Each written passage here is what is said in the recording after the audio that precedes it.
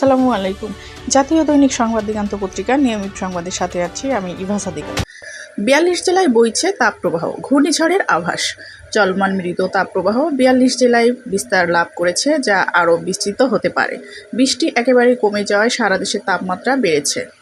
আবহাওয়া অধিদপ্তর বলেছে, আজ বুধবার ১৫ মে তাপদাহ অব্যাহত থাকতে পারে। শুধু তাই নয়, কম বৃষ্টিপাত ও তাপমাত্রার বাড়ার প্রবণতা অব্যাহত থাকতে পারে আগামী শনিবার পর্যন্ত।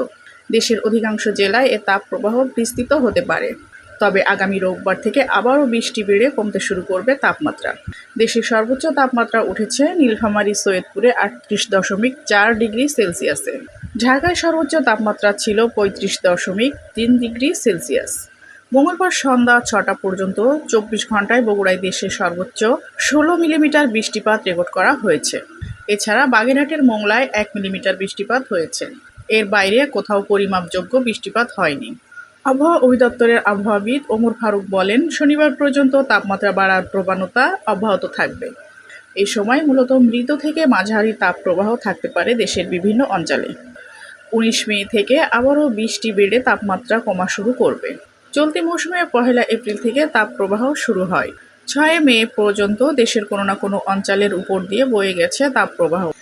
দেশের ইতিহাসে একটানা ৩৭ দিন তাপপ্রবাহর সবচেয়ে বড় রেকর্ড এটি। ৭ থেকে ১২ মে পর্যন্ত ৬ দিন কোথাও তাপপ্রবাহ ছিল না। তবে বৃষ্টি কমে যাওয়ায় সোমবার থেকে সারা দেশের তাপমাত্রা আবার বেড়েছে।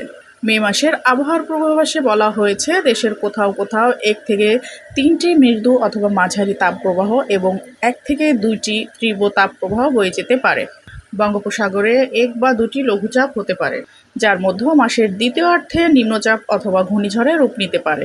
চলতি মাসে নদ-নদীতে স্বাভাবিক প্রবাহ বিরাজ করতে পারে। তবে উজানে ভারী বর্ষণের ফলে উত্তরাঞ্চল ও উত্তর পূর্বাঞ্চলের কোথাও কোথাও পানি বিপৎসীমার উপর দিয়ে যেতে পারে।